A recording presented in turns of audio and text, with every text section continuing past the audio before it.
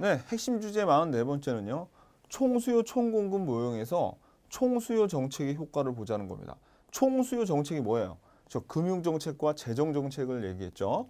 자, 포인트는 재정정책의 효과와 금융정책의 효과를 비교해 보는 건데, 자, 이거 앞에 보지 않았어요, 우리?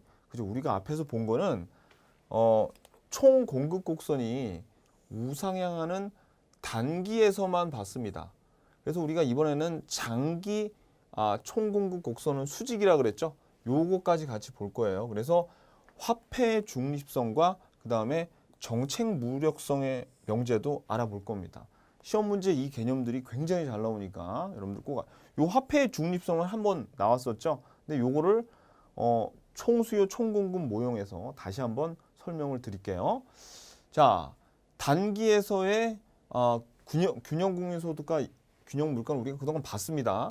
뭐냐면 이렇게 초과 공급이 생겼을 때는 그때는 일부 기업들이 가격을 낮춰서라도 물건을 팔라 그래서 물가는 다시 떨어져서 균형으로 돌아오게 되고요. 그 다음에 초과 수요가 이렇게 발생했다.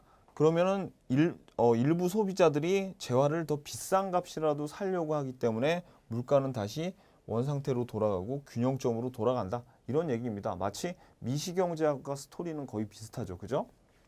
자, 근데 장기에서의 균형 물가를 볼 건데 여러분들이 여기 보셔야 될 게 균형 국민소득이 완전 고용 국민소득이란 거. 자, 완전 고용 국민소득이란 건 뭐냐면 자, 보세요, 여러분들. 우리가 요렇게 있을 때 장기 곡선, 요게 장기 공급 곡선이죠. 요때에 어디에서 균형을 이루냐면 YN이에요. 요게 우리가 자연 산출량이라고 그러고 또는 아까 봤지만 완전 고용 국민 소득, 완전 고용 산출량 우리가 YN으로 나타냅니다. 자, 왜 이게 그럼 완전 고용 국민 소득, 완전 고용 산출량, 자연 산출량 이건 뭘 의미하냐면 이거예요.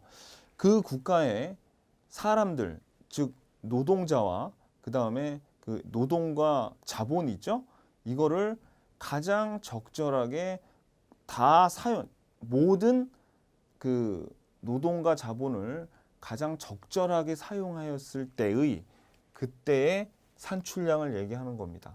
그러니까 가장 적절하게 사용할 때라 그랬죠. 그러니까 이거보다 더 많이 나왔다는 것은 그러니까 산출량이 요 완전 고용 산출량보다 더 많이 나오잖아요. 그러면 경기가 과열돼 있다는 뜻이고 적게 나오면은 경기가 별로 불황이라는 뜻이죠. 별로 안 좋다는 거죠. 그죠? 그래서 장단기의 균형은 어디에서 이루어지냐면 여기에서 이루어집니다. 여기서는 단기 공급 곡선과 그다음 총 공급 곡선과 총수요 곡선이 여기에서 만나잖아요. 장기 균형과 장기 균형과 단기 균형이 여기에서 이루어진다고요. 요렇게. 근데 여러분들 하나 주의하셔야 될 게 뭐냐면 완전 고용 국민 소득이란 게 실업률이 0이란 소리가 아니에요. 아셨죠?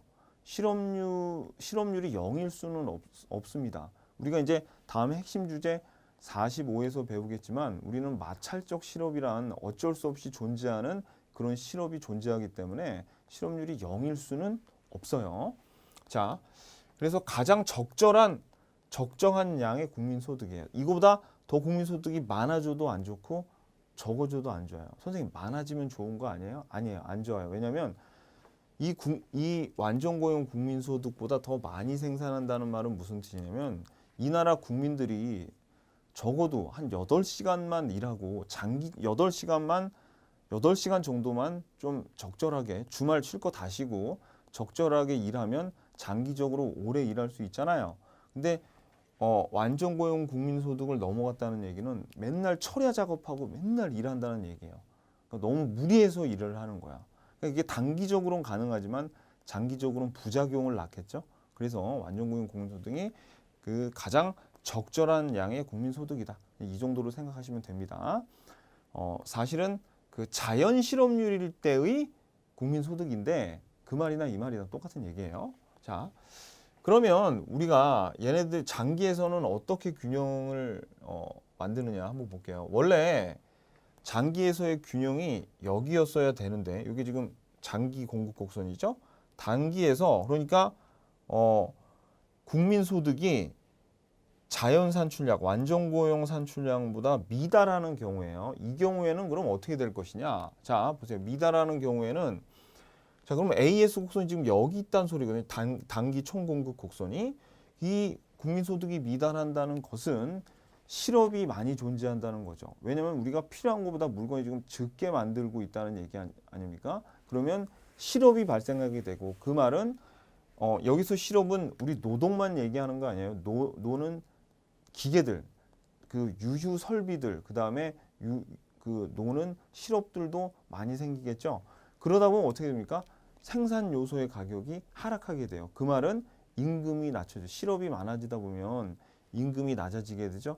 그러면 실질임금이 낮아지게 되고 그렇게 되면 기업들은 이제 물건을 생산하는데 생산비가 줄어들잖아요. 그죠? 생산비가 줄어들어서 생산을 하기 시작합니다. 그러니까 생산비가 줄어드니까 자, 물건을 더 많이 만들어서 총공급 곡선을 우측으로 이동하고 생산비 감소에 의해서 물가도 하락해서 다시 요로 균형으로 돌아오네요. 결국 어떻게 된다? 그죠? 결국은 장기적으로는 총공급 곡선이 노동시장에서의 그 생산 요소 시장에서의 그러니까 생산 요소 시장이 지금 어떻게 된 거예요? 실업이 많다는 것은 초과 공급이 생겼다는 거죠. 생산 요소 시장의 초과 공급으로 인해서 임금의 하락, 생산비의 하락으로 이어져서 총공급 곡선이 우측으로 이동해서 여기로 오더라. 자, 반대입니다. 이번에는 자, 완전 고용 국민 소득을 초과하고 있어요. 현재 국민 소득이. 그러면은 지금 요점에서 생산이 된다는 거예요. 자, 이 말은 뭐냐면 지금 너무나 많이 가동이 되고 있어. 즉 노동 시장이 초과 수요가 일어나고 있다는 거죠. 그러면 어떻게 됩니까? 이번에는 반대로 노동 생산 요소의 가격, 임금, 이자 등이 상승을 하게 되고 그렇게 되면 생산비가 증가하게 돼서 어떻게 AS 곡선은 왼쪽으로 이동하면서 물가는 올라가죠. 그래서 다시 제자리로 돌아오게 되면서 이렇게 장기 균형을 찾게 되는 거예요.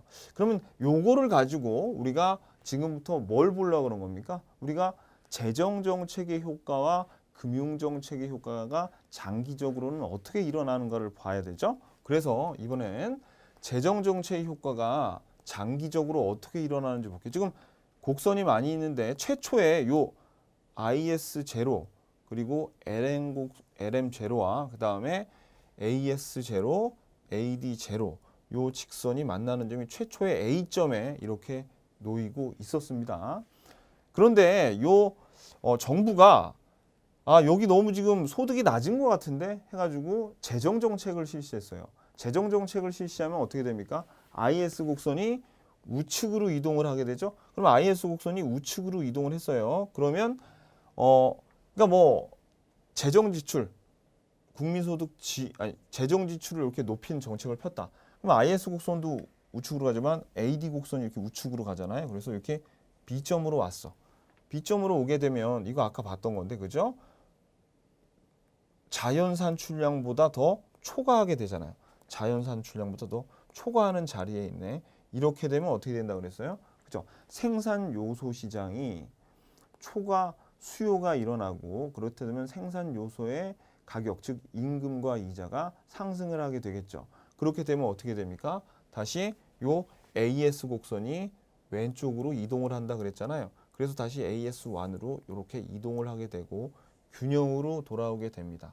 그럼 물가가 P0에서 P2로 상승을 했네요. 그러면 자, 우리 통화 공급이 P분의 MS였는데 물가가 상승했죠. 그러면 통화 공급 전체가 낮아지게 되겠네. 그러면 실질 통화 공급이 하락하게 되면 LN 곡선은 왼쪽으로 이동하잖아요. 그래서 LM 곡선이 왼쪽으로 이동해서 다시 제자리에 돌아왔어요. 그러면 봐봐요. 여기 물가가 상승했죠. 그리고 이자율이 올랐잖아요. 이자율이 올랐다는 얘기는 구축 효과가 발생했다는 거네요. 그러니까 결국 단기적으로는 소득이 증가했지만 장기적으로는 구축 효과에 의해서 모든 것이 다 상쇄가 돼서 제자리로 돌아왔어요. 그러면 여기에서는 재정정책은 어떤 거가 변화했습니까? 국민소득은 그대로인데 물가도 상승했고 이자율도 상승했잖아요. 그죠? 별로 안 좋아진 거네 더. 그죠? 왜? 장기적으로는. 단기적으로밖에 반짝 효과밖에 없다는 얘기예요. 자, 그런데 금융정책을 한번 볼게요. 금융정책은 자, 최초의 A점입니다. 여기도 최초의 A점으로 시작해요. 여기는 ISLM 모형이고 그 다음에 여기는 ADAS 모형이죠. 그래서 최초의 AD0, AS0, 여기 A점이 이렇게 돼 있었어요. 자, 그럼 처음에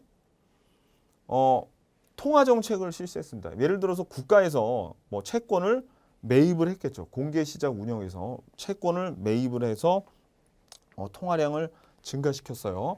그러면 LM 곡선이 이번에는 움직이죠. LM 곡선이 이렇게 처음에 움직입니다. 위에 화살표를 해놨었네. 위에 화살표를 내가 그러니까 처음에 이쪽으로 움직이죠. 그러면 이제 LM 곡선이 우측으로 이동하면서 이자율이 낮아지고 국민 소득이 어떻게 해요?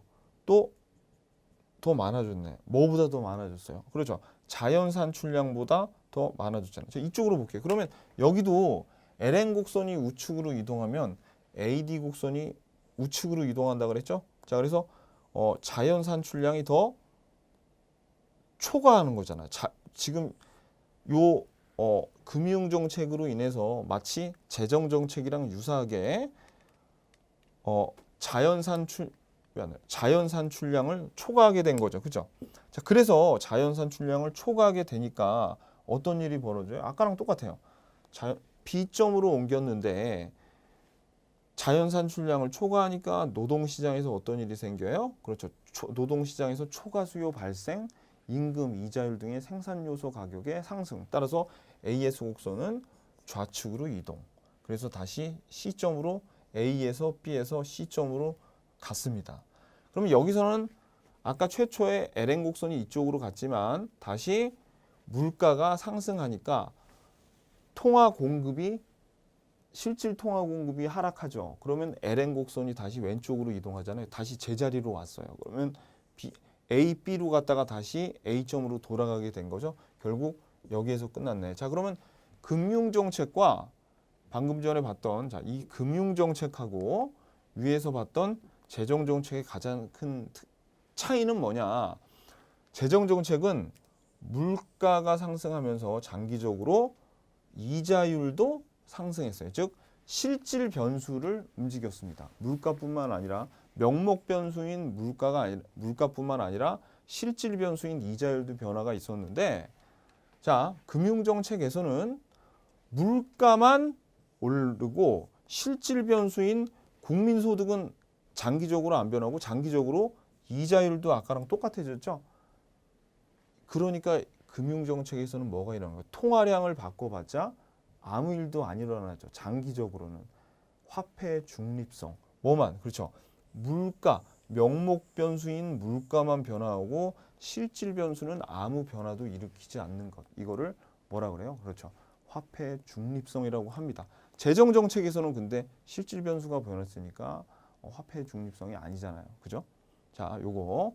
그래서 총수요 정책의 효과가 화폐의 중립성이 통화량의 변화는 장기적으로는 명목 변수인 물가만 변화시키고 이자율이나 국민소득 같은 실질 변수의 변화는 주지 않는데요.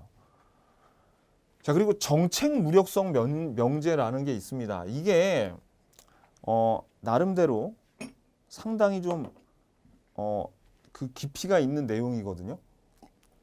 그래서 우리는 결과만 그냥 보자고요. 여기서 키포인트는 뭐냐면 다른 거 다 볼 필요 없이 합리적인 기대, 정책 무력성 면제는 뭐가 나와야 되냐면 합리적인 기대라는 게 나와야 돼요. 이것도 제가 나중에 시간이 되면 좀 자세히 좀 설명드릴게요. 이 합리적 기대 하에서는 자, 방금 전에 화폐 중립성은 그러니까 요 통화 정책이나 재정 정책 있죠? 얘네 총수요 정책이 단기에서는 다 효과가 있었잖아요. 근데 합리적인 기대라는 건 뭐냐면 이 경제 주체가 미리 어떤 거를 예상을 하잖아요.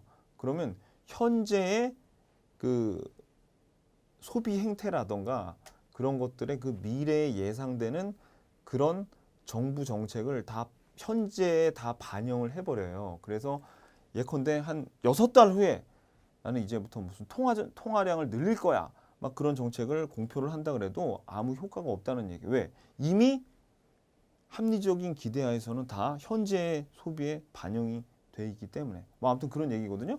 자, 그런데 결론은 정책 무력성 면제는 뭐냐면은 합리적 기대라는 말이 나와야 된다 그랬어요. 합리적 기대하에서는 단기고 장기고 간에 아무 소용도 없더라라는 거예요. 총수요 정책은 단기뿐만 아니라 장기에서도 효과가 없어. 다만 이 합리적인 기대를 벗어나는 아주 예상치 못한 정책이 있으면 그 정책은 유효하다고 하는 거예요. 아까 뭐라고 했냐면 그 합리적인 기대가 뭐라고요? 그렇죠. 설명을 안 하는 게 나을 것 같아요. 여러분들 이거는 나중에 제가 따로 강의를 해서 좀 자세하게 설명을 이게 이렇게 간단하게 끝날 문제는 아니거든요. 그러니까 되게 어떻게 생각하냐면 과거의 사실뿐만 아니라 현재와 미래에 벌어질 모든 예상 가능한 거를 가지고 판단을 한다고 했을 때 예상이 뻔한 정부의 정책은 그러니까 합리적인 기대라는 것은 예상이 가능한 그런 정책은 장단기건 아무 효과도 없어요. 그런데 정부가 정말 예상하지 못한 정책을 펼친다. 그러면 어떻게 된다? 그러면은 그것만 잠깐 반짝 효과가 있다. 그게 바로 정책 무력성 면제입니다. 자, 정책 무력성 면제.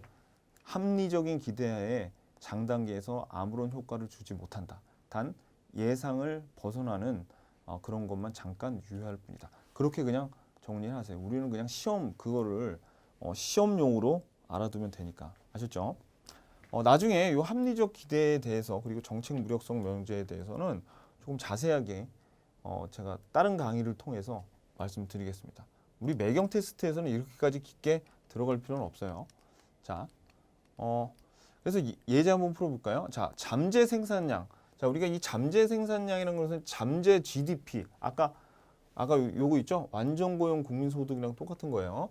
잠재 생산량에 미치지 못하는 불황인 경우에 정부가 경제 활성화를 그러니까 이거는 아까 그 소득이 Y0 그러니까 현재의 소득이 자연 산출량에 미치지 못했을 때 경제 활성화를 하려면 어떻게 해야 됩니까? 자, 정부가 경제 활성화를 하니까 총수요 곡선을 오른쪽으로 움직여야 되죠. 총수요 정책 그러니까 이렇게 물어보는 거나 총수요 정책을 물어보는 거나 똑같은 거예요. 그러면 총수요 정책 이거는 불황인 경우에 정부가 경제 활성화를 하기 위한 총수요 정책인 것은 그걸 물어보는 거죠. 총수요 정책이 아닌 거 찾으면 되는 거네. 경제 활성화를 하려면 이자율을 낮춰야 되겠죠. 그죠? 이자율을 낮춰야죠. 그래야지 투자가 증가하고 소비도 증가할 거 아니에요. 그 다음에 조세를 감면해 주죠. 이게 뭡니까? 조세 감면. 요거 재정정책이죠. 그죠? 재정정책. 그 다음에 정부 지출 늘려야죠. 자, 이거 조세를 감면해 줘야지 소비가 늘어난다 그랬죠. 정부 지출 질을 늘리죠. 재정정책. 통화 공급량을 늘려줘야지. 4번이 틀렸네. 왜냐하면 경제 활성화를 위해서 하는 거니까. 그 다음에 투자에 대한 세액 공제를 확대한다. 이게 뭡니까? 세금을 덜 매기겠다는 얘기죠. 그러니까 투자를 더 활성화시키는 거죠. 그래서 답은 4번이에요. 세액 공제가 그러니까 요거 조세 감면에 들어간 거네. 그죠? 재정 정책의 하나입니다. 다음에 핵심 문제 2번은 총수요 총공급 모형에서 총수요가 증가하는 경우에 해당하지 않는 것은 이것도 지금 뭐에 대해서 물은 거예요? 총 재정 정책, 금융 정책에 해당하지 않는 것은 혹은 그것에서 그러니까 요거는 AD 곡선이 우측으로 이동하는 것을 물어보는 거예요.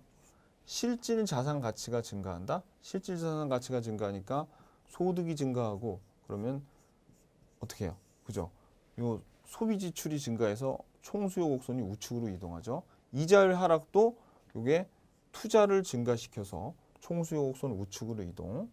환율이 상승한다? 환율이 상승하면 어떻게 돼요? 그렇죠? 그러면 수출이 증가하죠? 그래가지고 이것도 순수출이 증가하니까 AD 곡선이 우측으로 이동하고 세율이 하락하는 것도 이것도 조세를 감면하는 거랑 마찬가지죠. 그 다음에 재정 흑자의 발생. 요게 틀렸죠. 재정 흑자라는 얘기는 무슨 뜻이냐면 세금을 많이 걷어들인다는 얘기잖아요. 그리고 재정 지출을 안 한다는 뜻이죠. 그러면 어떻게 되려 AD 곡선이 왼쪽으로 움직인다는 얘기죠.